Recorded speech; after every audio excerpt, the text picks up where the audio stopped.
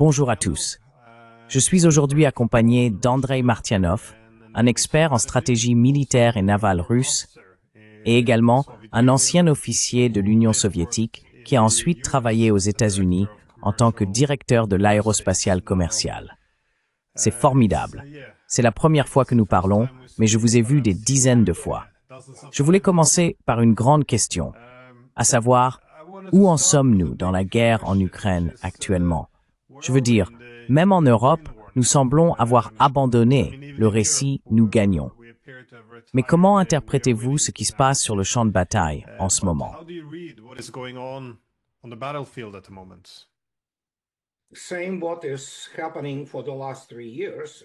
Comme ce qui se passe depuis 3 ans, c'est essentiellement l'anéantissement physique de ce qui est aujourd'hui une armée entièrement de l'OTAN. L'armée ukrainienne, ou ce qu'il en reste, est complètement armée et approvisionnée par l'OTAN, et les Russes font ce qu'ils ont fait ces 3 dernières années, les tuer. Je suis désolé d'être très direct, mais c'est la réalité. Et en gros, c'est ce qui se passe. Nous sommes dans la phase d'arrangement du conflit, qui, bien sûr, a été perdue militairement par l'Occident combiné. Elle a déjà été perdue en 2023. Il s'agit simplement de savoir comment l'Occident essaierait d'éviter l'humiliation et les conséquences que nous observons aujourd'hui. Mais c'est comme ça.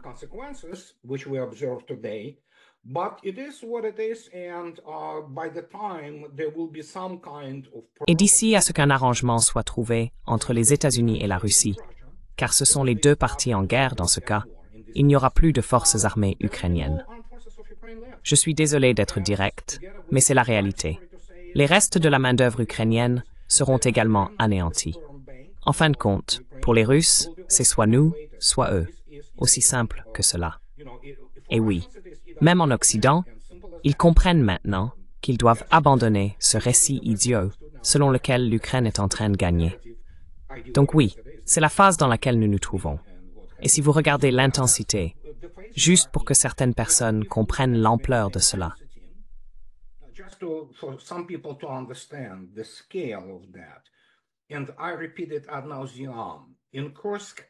Et je l'ai répété ad nauseam. Dans l'oblast de Kursk seulement, cette petite zone qui faisait environ 412 km², à peu près la taille de la ville de New York avec ses arrondissements, les planificateurs ukrainiens et de l'OTAN qui la commandent et la contrôlent ont tué 72 000 soldats ukrainiens là-bas. Ils ont détruit leur armée interarmes. Et ce n'est qu'une petite zone de Kursk. Quand on regarde ce qui a été fait à l'Ukraine par leurs principaux conservateurs occidentaux, non pas qu'il n'y ait pas eu de soutien local pour cela, la nation est essentiellement en train d'être détruite. Et le pays de l'Ukraine, quoi qu'il en reste, à la fin de toute cette affaire, nous devrons attendre et voir.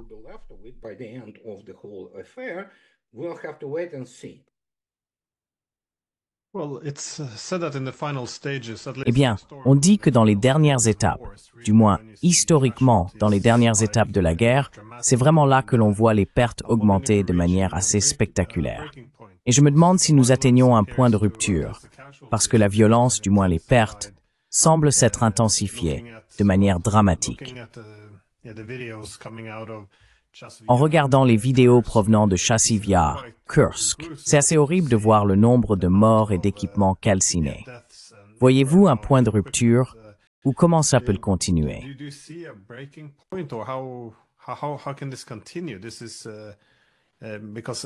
C'est parce que c'est pas seulement sur le champ de bataille, mais on voit maintenant une dissidence croissante en Ukraine. Même Yulia Tymoshenko, elle était l'une des héroïnes de l'Occident lorsqu'elle s'est opposée à Yanukovych en 2010. Mais même, elle est maintenant très critique lorsqu'elle entend, par exemple, le chef des services de renseignement allemand affirmer que nous devons continuer la guerre pendant encore 5 ans pour envoyer plus d'Ukrainiens afin que nous puissions nous armer. Je veux dire, mon point est que tant sur le plan militaire qu'au niveau sociétal, il semble que quelque chose change, n'est-ce pas?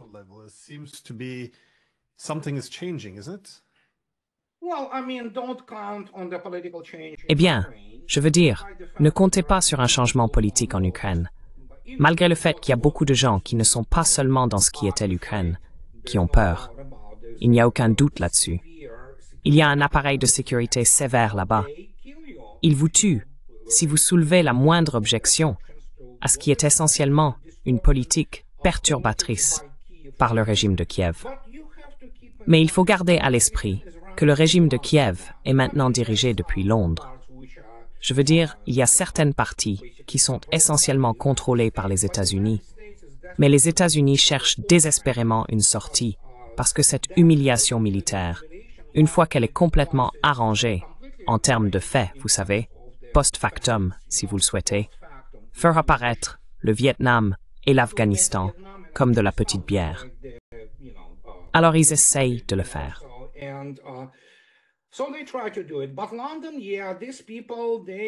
Mais Londres, oui, ces gens-là, ils sont pas très brillants et ils continueront à tuer plus d'Ukrainiens. Les Russes s'y prêteront, bien sûr, vous savez, mais je dirais qu'en termes de pic, le pic au début de l'année était très élevé. Donc maintenant, c'est un peu plus bas, autour de 1500 par jour. Mais la réalité est que nous regardons déjà plus de 1,2, probablement 1,4 million de tués au combat, rien que du côté ukrainien. Nous envisageons probablement environ 2 millions de blessés. Il y a tellement de personnes qui sont délibérément maintenues dans la catégorie des disparus au combat pour éviter de payer des compensations à leurs familles. Et l'Ukraine a commencé cette affaire en 2022 avec une population légèrement inférieure à 40 millions de personnes.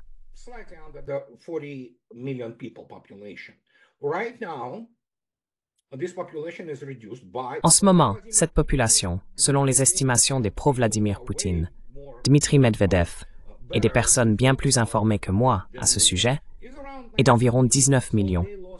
Ils ont donc perdu à peu près la moitié de la population. Le pays, en particulier, ce qui était autrefois l'Ukraine, ne peut plus exister.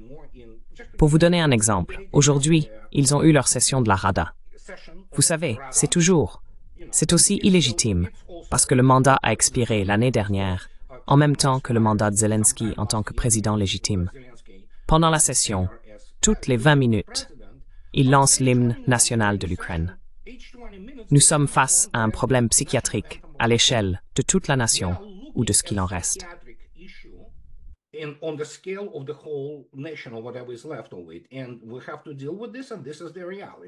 Et nous devons faire face à cela. Et c'est la réalité. Attendre une sorte de moralité de l'Occident, combinée surtout de Londres ou de Berlin, gratter n'importe quel Allemand, et vous trouverez quelqu'un avec un passé nazi ou de la Wehrmacht, ne va pas arriver. Donc les Russes devront tous les tuer. Je comprends que cela semble brutal, cela semble absolument insensible, mais c'est comme ça. Ces gars-là, je veux dire, vous devez comprendre que ces gens sont dans l'OTAN, y compris les États-Unis. Ces vieux avocats, vous savez, les politologues et autres, pensaient qu'ils savaient ce qu'est la guerre. Ils ne le savent pas. Ils ne l'ont jamais su. En conséquence, nous faisons face à ce que nous avons aujourd'hui, l'événement du demi-millénaire, historiquement parlant. Et ils n'ont pas compris qu'ils jetaient l'Occident, pas seulement l'Ukraine, dans leur broyeur de viande.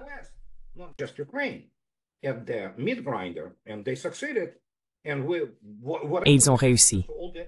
Et quoi que nous ayons, ce sont tous les maillons de la même chaîne, y compris la victoire improbable de Trump, vous savez, à un moment donné.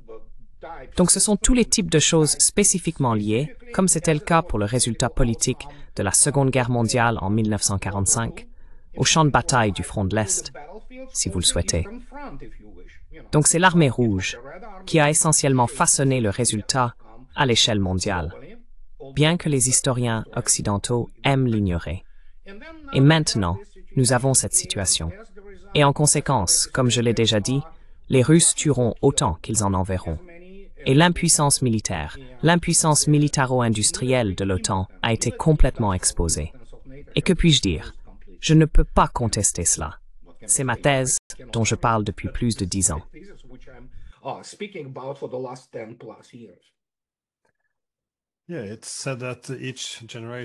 Oui, on dit que chaque génération doit apprendre à craindre la guerre elle-même. Et je suppose que c'est un problème clé avec la disparition de la génération de la Seconde Guerre mondiale. Cette génération qui a vraiment appris à craindre la guerre et à l'éviter est véritablement partie. Et nous avons été remplacés par une nouvelle génération qui n'a pas vraiment autant de respect pour l'horreur que cela implique. Vous avez mentionné que les Américains cherchent leur échappatoire. J'ai trouvé cela intéressant parce qu'il y a plus de 2 ans, c'est-à-dire en janvier 23, l'ancien chef de l'ensemble de l'armée allemande, la Bundeswehr, Harald Kujat, le général, avait en fait averti que la guerre qu'il soutenait avoir été provoquée par l'OTAN et la paix sabotée par les Américains et les Britanniques avait déjà été perdue.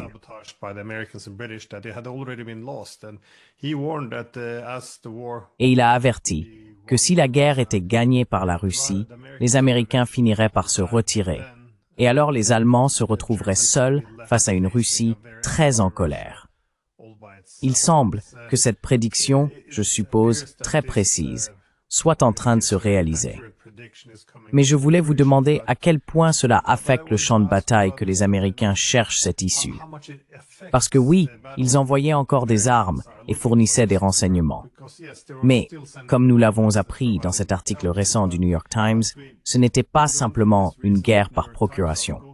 L'ampleur à laquelle les États-Unis ont dirigé toute la guerre depuis le début, depuis l'Allemagne, c'était en grande partie une guerre des États-Unis ou de l'OTAN, avec des soldats européens et ukrainiens. Alors, dans quelle mesure cela devrait-il être impacté maintenant que les Américains, je suppose, cherchent à se désengager de ce, désastre imminent?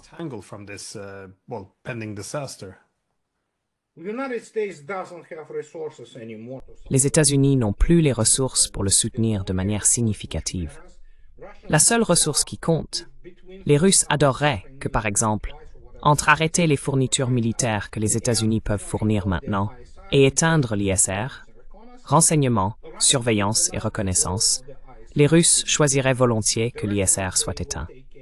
Le reste, ils s'en occuperont, pas facilement, mais ils s'en occuperont, vous savez, en détruisant de plus en plus d'équipements, tout ce qui leur est lancé. Si vous regardez les pertes globales, c'est le plus grand conflit depuis la Seconde Guerre mondiale sur le sol européen. Et c'est, comme le général Kujat, l'un des rares membres de la Bundeswehr, parce qu'il est d'une ancienne génération, il a appris les choses correctement.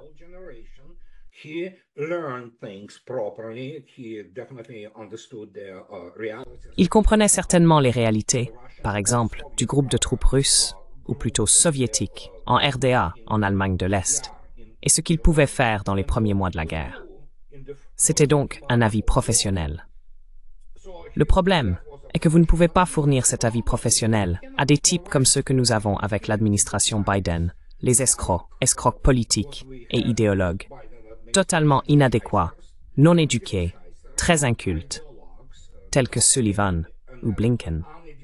Ces personnes ne comprendraient pas la première chose à propos de la véritable sécurité nationale, malgré le fait que Sullivan soit le conseiller à la sécurité nationale, ou à propos de la guerre, surtout de la guerre au XXIe siècle, qui est hautement technologique, et par conséquent, ce que beaucoup de gens ne comprennent pas.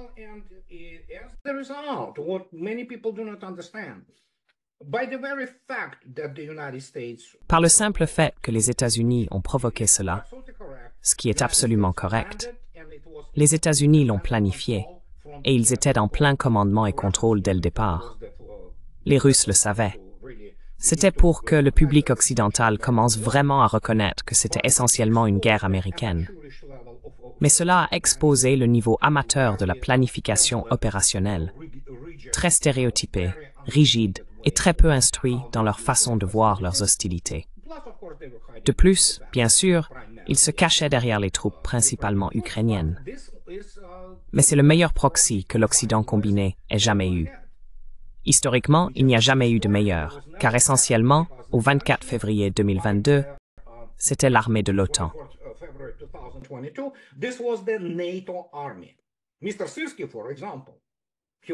Monsieur Syrski, par exemple, était chargé de faire passer les forces armées ukrainiennes aux normes de l'OTAN à partir de 2014. Il est essentiellement celui qui façonnait cela pour en faire l'armée de l'OTAN. Cette armée de l'OTAN a été vaincue. Je crois que c'est la 5e itération que nous affrontons aujourd'hui, mais certains disent que c'est la 4e. Ainsi, les Russes l'ont vaincue au moins 4 fois, anéantissant la force, qui à chaque fois doit être, comme Larry Johnson le dit correctement, vous savez, dans le film Multiplicity, chaque version suivante est plus faible et plus stupide que la précédente. Donc, quand les gens comprennent les implications militaires et le côté militaire de la guerre, c'est stupéfiant. Et c'est pourquoi, à un moment donné, j'ai abandonné mon unité corporative, pour ainsi dire. Je dis que les généraux américains sont tout simplement incompétents.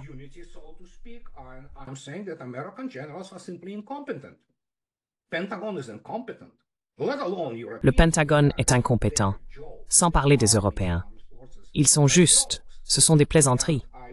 Leurs armées, leurs forces armées, sont des plaisanteries. Et j'en ai largement parlé. J'ai écrit le livre, mon dernier livre, qui est la dernière guerre de l'Amérique. Et quand vous regardez leurs résultats militaires, et que vous commencez à examiner les chiffres, à regarder les modèles et les dynamiques, c'est stupéfiant. Je veux dire, regardez n'importe quel général américain qui a déjà exprimé des opinions à ce sujet, en commençant par le commandant suprême par intérim des forces européennes de l'OTAN, M. Cavoli, et en allant vers des personnes comme Petraeus ou Kim ou d'autres. Ces gens n'ont aucune idée de ce à quoi ils ont affaire. C'est étonnant, c'est carrément effrayant quand vous regardez ces personnes qui ne seraient pas autorisées à commander un bataillon dans les forces armées russes. C'est à quel point ils sont compétents.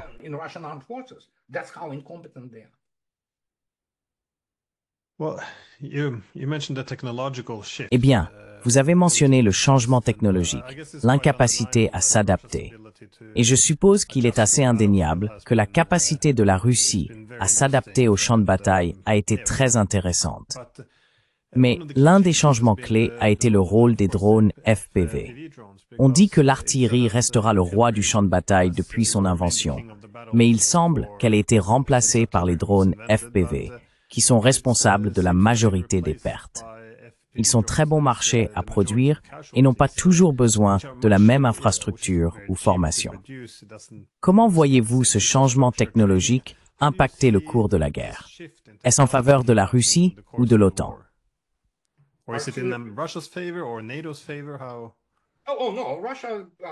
Oh non. La Russie, encore une fois, clarifions les choses. Dès le départ, vous pouvez me citer là-dessus. L'OTAN et les États-Unis, ils ont perdu la course aux armements dans tous les secteurs critiques de la guerre au XXIe siècle. Et en termes d'opinion, comme vous le savez, l'artillerie était, reste et restera la principale puissance de feu qui fournit 80% des pertes. Les drones FPV sont vraiment bons, bien sûr, pour combattre les blindés qui sont non protégés et chasser des cibles, vous savez, même comme les Russes l'ont démontré, dans un environnement de guerre électronique assez sévère. C'est alors que les câbles optiques sont entrés en usage. Il est très difficile de les brouiller. Mais le point est, comme avec toute dichotomie, vous savez l'épée et le bouclier, la même chose va se produit déjà avec les drones FPV. Devinez quoi? Les Russes ont déjà sérieusement produit des drones anti-drones, vous savez?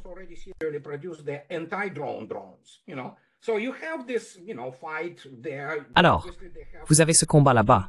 Évidemment, ils ont un impact sur le champ de bataille. Mais l'utilisation classique des tirs à longue portée reste inchangée et restera inchangée avec les drones FPV. La guerre des drones évoluant organiquement comme elle était censée le faire. N'oubliez pas que l'armée soviétique utilisait des drones à des fins de renseignement. Ils étaient évidemment des mini-missiles, pas vraiment mini. Ils étaient assez grands si vous regardez attentivement la classe de course des drones. Ils étaient propulsés par des jets. Ils étaient essentiellement de petits jets et ils volaient à très grande vitesse. Et bien sûr, ils n'étaient pas aussi contrôlables que vous l'attendriez aujourd'hui.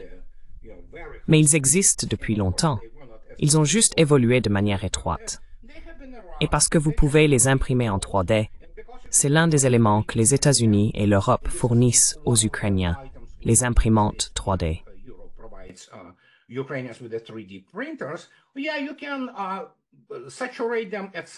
Oui, vous pouvez les saturer à un moment donné. Mais comme je l'ai déjà dit, même là, si vous examinez intensivement les lignes de communication, les lignes d'approvisionnement, jusqu'à la ligne de contact de combat du côté russe, vous verrez par vous-même, tout est couvert de filets. Vous avez littéralement les routes que vous empruntez, et elles sont toutes couvertes de filets anti-drones, ce qui réduit considérablement l'efficacité au combat de ceux-ci. C'est donc juste une évolution normale, mais l'impact principal du feu, les tirs à longue portée, reste inchangé et restera critique. De loin, la chose la plus intéressante n'était pas cela. C'était l'utilisation d'armes hypersoniques qui a tout changé. Et non, Areshnik était là.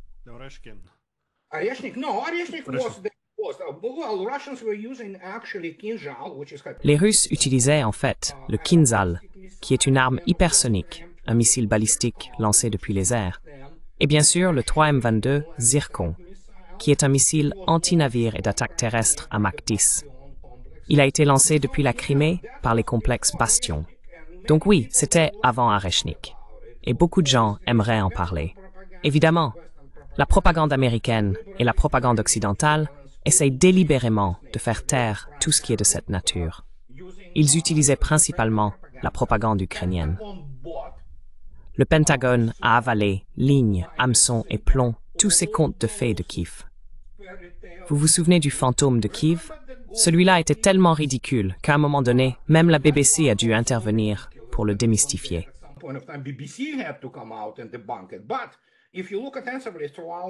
Mais si vous regardez attentivement la majeure partie de l'opération militaire spéciale, les médias occidentaux et les experts occidentaux utilisaient la propagande ukrainienne et la propagande de l'USAID, qui était financée bien sûr, comme nous le savons maintenant, lorsque Trump a commencé à démanteler cet établissement, pour ainsi dire. La réalité est que les armes hypersoniques ont eu un impact incroyable. Et puis bien sûr, Areshnik a montré que l'Europe ferait mieux d'être raisonnable, vous savez. Et cela pourrait être fait sans l'utilisation d'armes nucléaires. Nous pouvons dire maintenant que dans son efficacité au combat et sa puissance, l'impact de l'utilisation de ces armes hypersoniques approche celui des armes nucléaires. C'était la véritable révolution, en dehors d'autres choses qui sont longues à discuter. Mais oui, l'Occident a été exposé.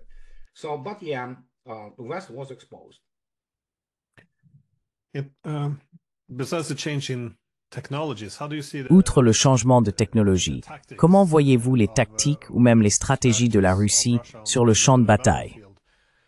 Parce qu'au départ, cela a commencé comme une guerre d'usure, avec des lignes fortement défendues par les Ukrainiens. Donc les tranchées, les systèmes d'armes, tout était en place. De plus, les Ukrainiens avaient des soldats bien meilleurs. Je pense qu'ils ont envoyé beaucoup de leurs meilleurs combattants dans le chaudron de Koursk. Mais comment les tactiques réelles sur le champ de bataille ont-elles changé? Parce que maintenant, nous commençons à voir plus d'indications d'une guerre de manœuvre, ou encore cette grande offensive en flèche. Nous voyons donc plus de chaudrons se former, des mouvements plus larges. Beaucoup de villes sont prises, ou des villages, des bourgs, sans le même type de dommages structurels aux bâtiments. Donc, encore une fois, avec toutes ces troupes encerclées ou en fuite, comment interprétez-vous cela? Les Russes deviennent-ils plus confiants en termes de grandes offensives, de mouvements plus importants, en s'enfonçant plus profondément dans le territoire ukrainien?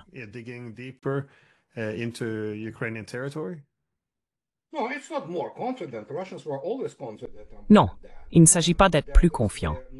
Les Russes ont toujours été confiants à ce sujet. Et c'est une nouvelle pour certaines personnes quand vous leur dites que depuis 2022, même lorsque les Russes se retiraient de Kharkov, il n'était pas nécessaire de s'accrocher à des champs vides pour des raisons de relations publiques.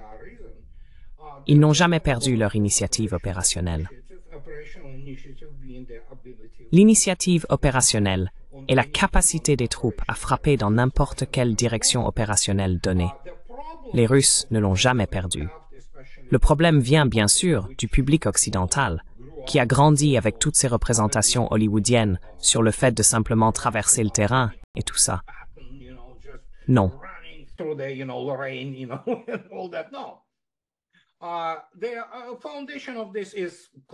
La base de cela est la Seconde Guerre mondiale classique, la Grande Guerre patriotique.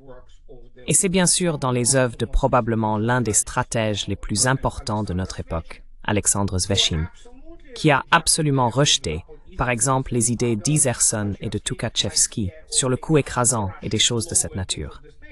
Il a dit non, il faut d'abord épuiser, et il faut s'adapter au point que, eh bien, ensuite, vous entrez, et ils sont écrasés. Et c'est exactement ce qui s'est passé. Beaucoup de gens ne comprennent pas que la véritable opération militaire spéciale n'a pas commencé le 24 février 2022. Elle a commencé le 3 avril 2022, presque un mois et demi plus tard.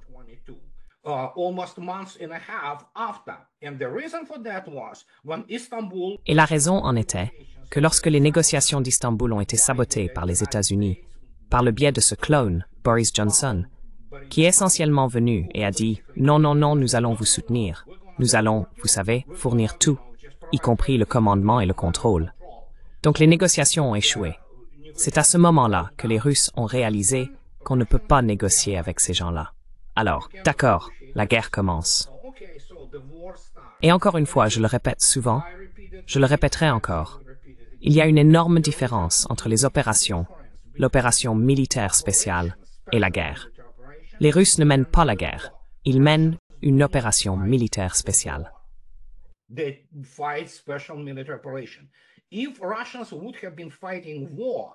Si les Russes avaient mené une guerre, Dieu nous en préserve.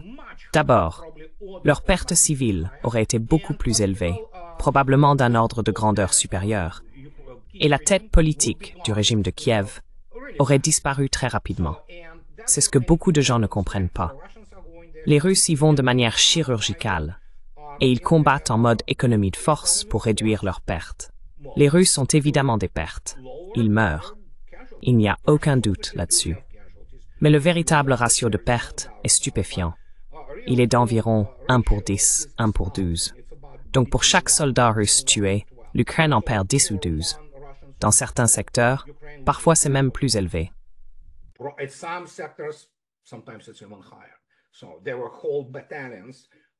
Il y avait donc des bataillons entiers de Russes combattant, par exemple, dans les zones autour de l'oblast de Donetsk, où ils avaient environ 300. 300 signifie les blessés. Ainsi, un bataillon a quelques blessés, et pas un seul mort au combat, tandis que les troupes ukrainiennes sont absolument démolies. Et oui, ils vont bientôt manquer de personnel. En fait, ils en manquent déjà. Vous avez des jeunes de 18 ans, voire de 14 ans qui ont été capturés, et des formations de femmes, comme des compagnies composées de femmes. Voilà, ça vous dit à peu près tout ce que vous devez savoir.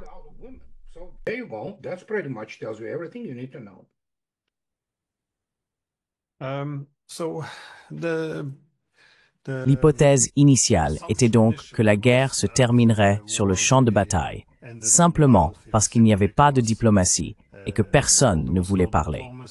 La Russie a déclaré qu'elle considérait cela comme une menace existentielle. Les Ukrainiens ont également interdit de négocier réellement avec la Russie. Les pays de l'OTAN ont également boycotté la diplomatie. Cela semblait donc devoir se terminer sur le champ de bataille de manière assez horrible et brutale. Puis, bien sûr, Trump est arrivé, disant qu'il était prêt à négocier.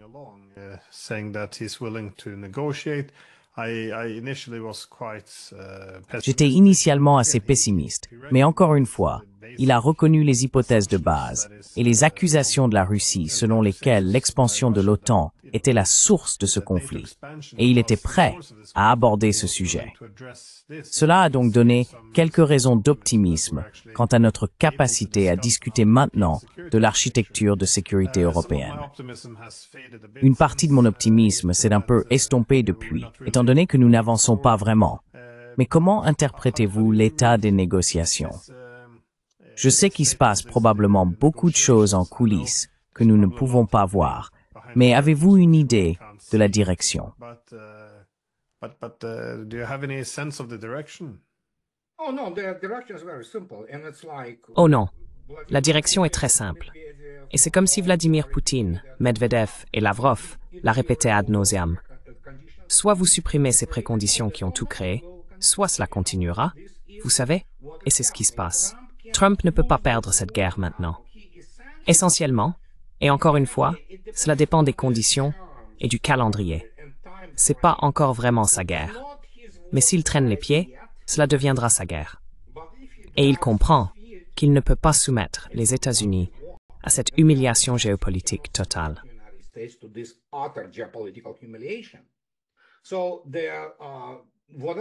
Donc, quoi que les États-Unis et la Russie discutent actuellement, la seule valeur, pour ainsi dire, la seule chose tangible que la Russie puisse offrir aux États-Unis en ce moment, le reste n'est vraiment pas négociable, c'est soit de fournir quelques concessions, pour ainsi dire, jeter quelques concessions à Trump comme ça, vous savez, souvenez-vous, cessez le feu, vous savez, sur les infrastructures énergétiques, qui bien sûr a été immédiatement rompu.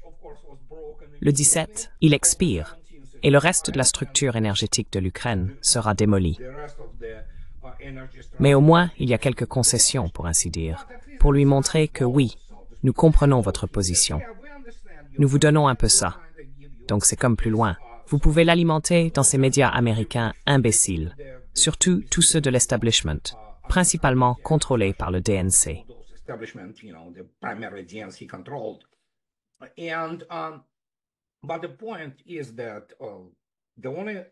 Mais le point est que la seule chose tangible que la Russie peut lui offrir maintenant est de sauver la face pour les États-Unis. Et ce sera aux dépens de l'Europe. Il doit donc jouer cette triangulation. Il joue bien sûr contre les forces globalistes enracinées qui se trouvent principalement à Bruxelles et à Londres, etc. Situationnellement, à cet égard, oui, on peut dire que les Américains et les Russes sont censés être en quelque sorte, vous savez, alliés, si vous le souhaitez, ou partenaires au moins. Parce qu'en Amérique, le prestige est en jeu, malgré le fait qu'elle a déjà perdu la guerre. Mais les Russes peuvent rendre ce service et dire que, oh oui, ce n'est pas Trump qui a perdu la guerre, c'était l'administration précédente.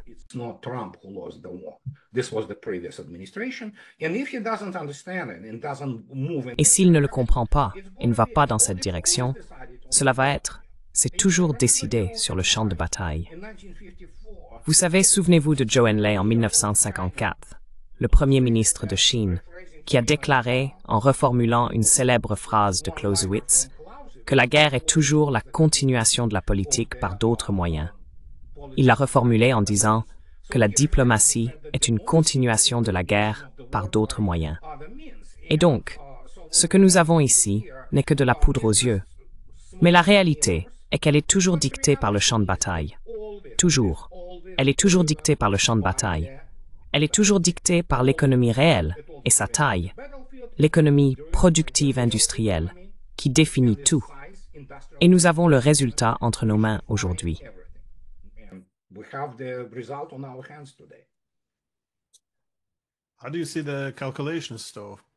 Comment voyez-vous les calculs, cependant, de Moscou? Pensez-vous que la Russie souhaite un règlement politique ou préfère-t-elle résoudre cela sur le champ de bataille pour s'assurer que toutes ces conditions pour un règlement post-guerre puissent être dictées par Moscou? Parce que je suppose, d'une part, je peux comprendre pourquoi la Russie préférerait obtenir un accord, surtout avec les Américains, sur l'architecture de sécurité européenne. D'autre part, il ne semble pas que les Européens soient prêts à répondre aux exigences russes. Et je suppose, en toute honnêteté, que les exigences en termes de non-OTAN, pas de garantie de sécurité, désarmement de l'Ukraine, changement de régime, c'est un peu ambitieux, surtout pour les politiciens européens qui se sont un peu coincés en disant à tout le monde que nous gagnons depuis 3 ans et que Poutine est le nouvel Hitler. Il est très difficile de répondre à des exigences pour le moment. Alors, comment voyez-vous les calculs du Kremlin? Pensez-vous qu'ils veulent un règlement ou préféreront-ils une solution militaire?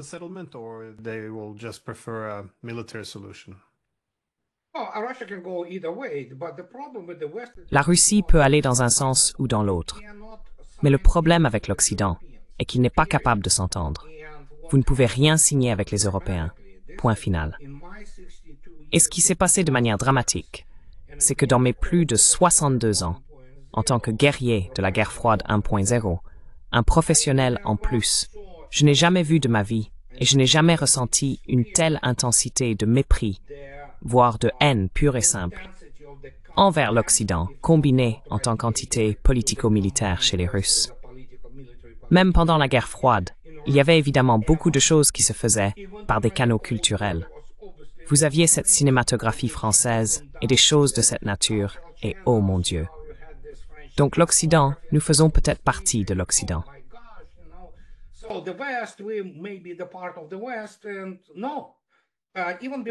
Et non, même avant la guerre, même Novaya Gazeta, qui est un agent étranger, rien de moins. Donc essentiellement, s'ils sont un agent étranger, ils sont financés par l'USAID, la CIA et le MI6. Mais même eux ne peuvent pas, vous savez, cacher cela. En 2021, on a demandé aux Russes s'ils s'identifiaient comme Européens. 64% ont dit radicalement non. Il y avait 20% qui étaient ambigus. Eh bien, devinez quoi maintenant? Les Russes ne veulent rien avoir en commun avec l'Europe. Point. C'est fini. Et je plaide pour cela depuis longtemps. Et maintenant, nous avons ces voix, toutes sortes de voix bien sûr. Mais ils lèvent leur rideau de fer, parce que c'est la seule façon de parler à l'Europe. L'Europe est sans conséquence.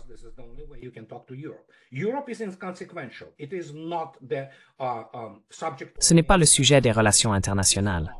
C'est un objet. À cause de cela, eh bien, certaines personnes croient encore que, vous savez, si vous comptez ces chiffres gonflés et en grande partie fictifs du PIB, que l'Europe est d'une manière ou d'une autre. Oh mon Dieu. Eh bien, la réalité est qu'elle n'a pas de ressources pour faire partie de la véritable course aux armements. Elle n'a pas de ressources. Et les Russes, pour la première fois dans l'histoire, commencent à vivre mieux que les Européens. C'est le choc, vous savez, pour beaucoup de gens. Et en tant que tel, l'Europe est absolument incapable de conclure des accords. Les Russes comprennent que la principale force motrice était les États-Unis. Et c'est pourquoi ils parlent aux États-Unis. Ils ne sont de toute façon pas intéressés par la participation européenne.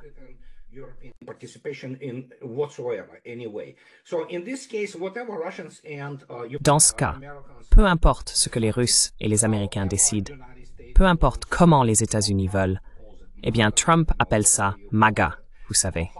Peu importe comment les États-Unis veulent préserver leur image et peut-être tenter de restaurer une certaine sensibilité économique à l'intérieur des États-Unis, qui est principalement leur base industrielle. Je doute qu'ils réussissent, mais vous savez quoi, je pourrais me tromper. Et l'Europe n'est que le matériel. Pendant l'administration Biden, ces soi-disant stratèges, la plupart d'entre eux sont des personnes qui n'ont jamais vu un vrai travail de leur vie, n'en ont jamais occupé un. Ils pensaient qu'à un moment donné, l'Europe serait utilisée comme chair à canon contre la Russie. Mais ensuite, bien sûr, les Russes ne sont pas idiots. Ils ont un état-major général et des personnes et des officiers extrêmement bien éduqués qui font la planification.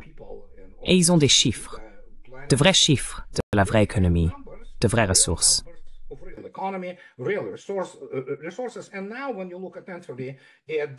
Et maintenant, quand vous regardez la situation énergétique, il n'y a rien qui se passe dans la civilisation sans énergie. Point final. Il n'y a pas d'industrie, pas de développement. L'Europe n'a rien. À moins, bien sûr, que les États-Unis veuillent vendre, ce qu'ils font déjà à 3 fois le prix, tout ce gaz naturel et ce pétrole. Et donc, en conséquence, nous avons ce que nous avons. L'Europe devient sans importance. Elle deviendra aussi beaucoup plus pauvre. Cela se produit déjà, surtout quand vous regardez l'Allemagne. Eh bien, la France est un pays poubelle maintenant. Surtout pour les gens qui vont à Paris ou Marseille. Ils sont choqués par ce qu'ils voient. Et cette tendance va continuer. Cela ne peut pas être inversé, car les Européens continueront. Les gens ici, vous savez, disent constamment « Oh oui, ils ont voté pour l'AfD, vous savez, en Allemagne. » Et alors? Mais si vous rassemblez tous ces partis mondialistes, de l'Union chrétienne démocrate à tout ce qu'ils ont d'autre, ils constituent toujours une majorité de personnes. Les Français ont réélu Macron, avec des résultats dévastateurs pour Marine Le Pen. Il n'a pas seulement gagné, il l'a écrasé dans les sondages. Donc au final, quelqu'un doit payer, comme les Russes l'ont fait dans les années 90. Vous payez le prix. Les Européens ne l'ont pas fait. Ils commencent donc maintenant à payer le prix. Le Kremlin comprend clairement cela. Et c'est pourquoi vous voyez un éloignement très notable de Moscou et des dirigeants politiques de l'Europe.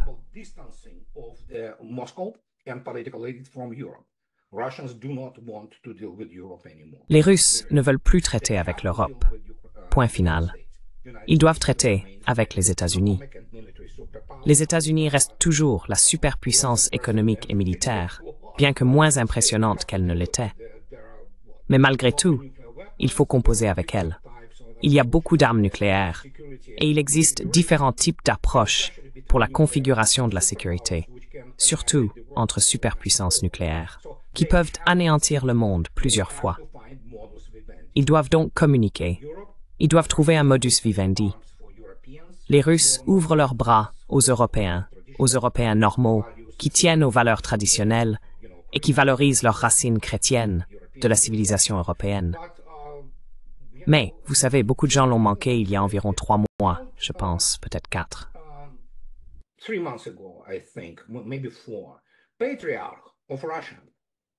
Le patriarche de Russie. Il a exprimé son point de vue, affirmant que nous faisons toujours partie de la civilisation européenne.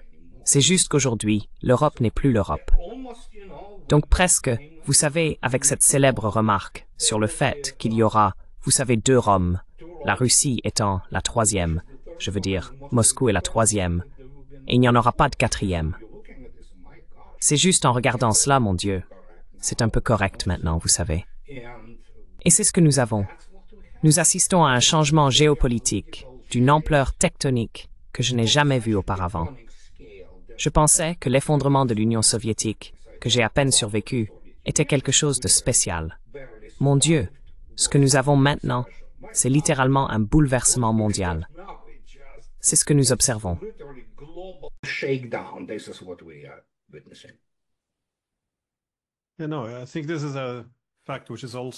Je pense qu'un fait souvent négligé en Europe est à quel point la Russie s'est éloignée maintenant. Je veux dire, au cours de la dernière décennie, la Russie a manifestement intensifié la réorganisation de son économie et de ses partenariats politiques, s'éloignant davantage de l'Europe et se liant davantage avec l'Est. Comme vous l'avez mentionné, ce que montrent les sondages maintenant, c'est que l'identité des Russes est telle qu'ils ne se considèrent plus autant comme Européens. C'est quelque chose dont les Russes parlaient au XIXe siècle, l'idée de se tourner vers l'Est avec des Européens ingrats, comme cela a été écrit.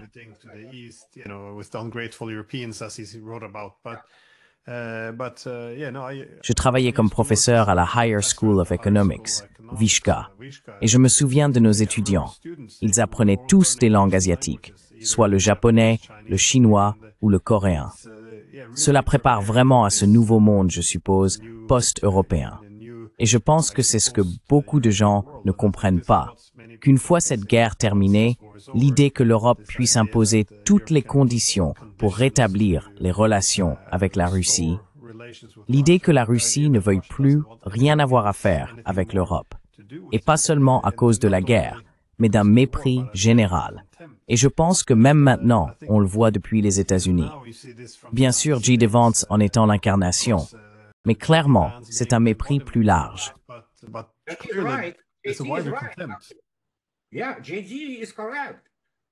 Oui, J.D. a raison. Vous savez quoi, les États-Unis ont une déclaration des droits, d'accord? Quoi qu'il arrive aux États-Unis, cela pourrait se désintégrer à la fin. Nous ne savons pas. Cela pourrait arriver. Et c'est, comme je l'ai déjà dit plusieurs fois, pas le pouvoir qu'il était autrefois, ou du moins prétendait être. Je veux dire, il y avait évidemment les années 70 et le sommet du développement industriel, mais depuis, c'était constamment, vous savez, la descente. Mais il y a une constitution américaine et une déclaration des droits. Vous ne pouvez tout simplement pas l'éviter. Vous pouvez essayer, mais à la fin, vous devez faire face aux conséquences législatives de cela. L'Europe ne l'a pas. Toutes ces déclarations sur « oh oui, Nous avons la liberté d'expression, sont absolument dénuées de sens. Elles ne sont soutenues par aucun acte de leur, quelle que soit la législation.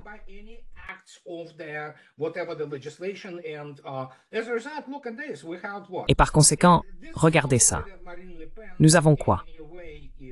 Et ce n'est pas pour dire que Marine Le Pen est en quelque sorte, vous savez, elle est aussi mondialiste que Macron. C'est un animal politique. Elle dirait et ferait tout ce qui est nécessaire pour être élue. Mais le point est, oui, ils l'ont mise en prison. Regardez Georgescu. Alors Bruxelles est intervenue, ça devient 1984, le Royaume-Uni est parti depuis longtemps, ça devient une nation du tiers-monde. Ils sont sur le point de perdre la dernière usine métallurgique. Et c'est une nation du G7 sans industrie métallurgique. Comment se fait-il? Comment ça peut-il être? Je veux dire, c'est incroyable. Oh, ils vendent des dérivés. Ils sont bons, vous savez. Alors comment eh bien, les Pays-Bas comptent évidemment la prostitution et le trafic de drogue comme partie du PIB.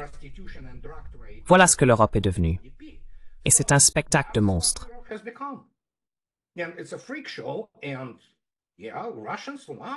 Et oui, les Russes aiment ce qu'ils ont maintenant. Vous savez, ces libertés et un niveau de vie décent. Sans les guerres et l'ingérence occidentale, les Russes reconnaissent la chose la plus importante. Le monde aurait été encore meilleur. En fin de compte, c'est le résultat économique, vous savez. Et quand ils vont à Paris, ou même certains Américains, je sais que le juge Napolitano récemment, quand il est allé à Moscou, il a été stupéfait. Et encore, ce n'est pas seulement Moscou, c'est à peu près toutes les grandes villes russes. Elles semblent propres, sûres, modernes, et des choses de cette nature. Les gens commencent à l'apprendre. L'information voyage extrêmement vite aujourd'hui. YouTube, nous communiquons via Internet. Il y avait des moments où vous aviez des pigeons voyageurs. Vous savez, attendant la réponse pendant plusieurs jours au moins.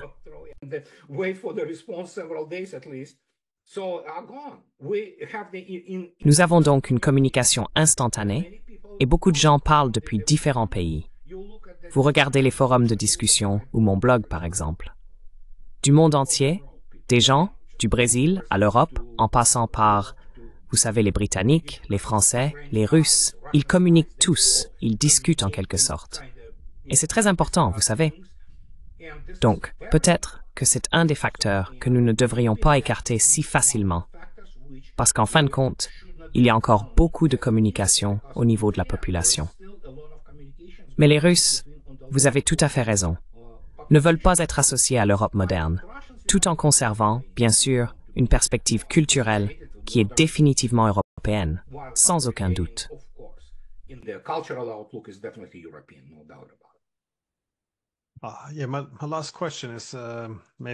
Ma dernière question est peut-être très brève. Comment voyez-vous la volonté de la Russie de faire des compromis? Maintenant, évidemment, l'absence de l'OTAN est gravée dans le marbre. Mais en ce qui concerne la démilitarisation de l'Ukraine ou le changement de régime, voyez-vous Je suppose que si les Russes devaient faire un compromis ou pouvaient être attirés par exemple, une offre de recréer l'architecture de sécurité européenne, où pensez-vous que cela serait possible? Serait-ce les frontières territoriales, administratives? Comment pensez-vous, où voyez-vous des compromis possibles?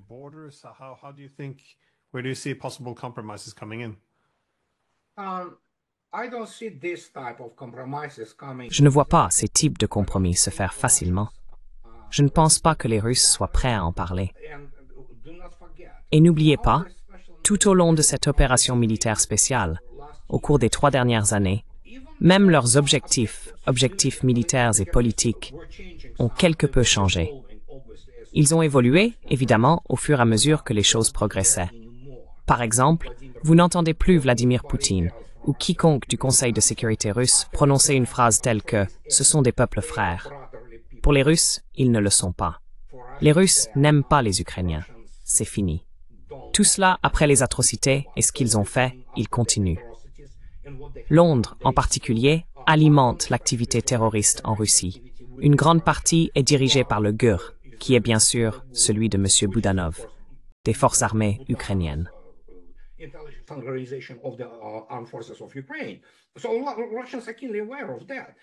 Les Russes en sont bien conscients.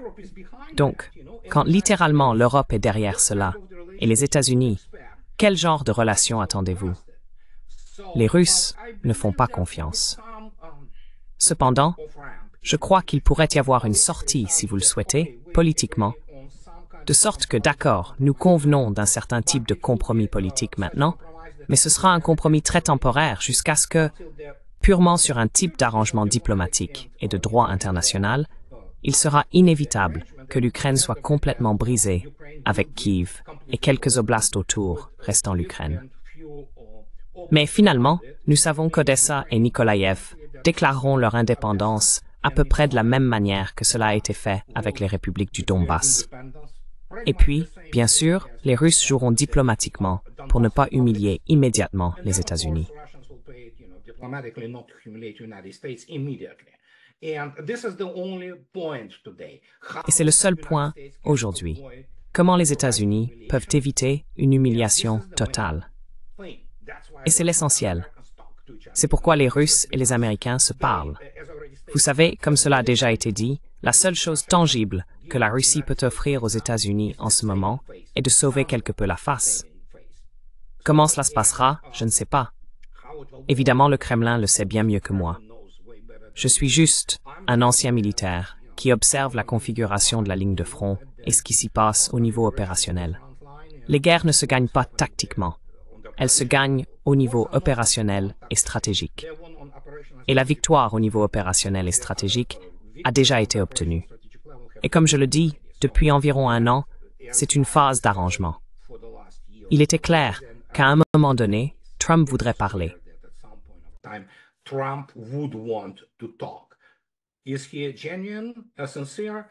Est-il authentique, sincère? Il n'est pas très bon en guerre, disons-le ainsi, en politique étrangère. Mais au moins, il essaie de sauver les États-Unis, ce qu'il est censé faire. Il est le président des États-Unis. Mais il est impossible de les sauver de la manière dont il le souhaite. C'est tout simplement impossible. Point final. Et c'est pourquoi le président de la Russie, combien de fois doit-il le dire, tant que les causes profondes ne sont pas éliminées, il n'y aura pas de compromis. Et c'est ça qui est drôle. Et je comprends que pour vous, en tant qu'Européens, ce n'est probablement pas agréable à entendre. Mais l'Europe, ça n'a pas d'importance ici. Il s'agit de 2 grands chiens. Et l'Europe a perdu. Elle a beaucoup perdu. Je veux dire, si vous y réfléchissez, et surtout après ce qu'ils faisaient, ils sont devenus encore plus fous et déséquilibrés que même les États-Unis. Et les Russes ne veulent pas traiter avec l'Europe.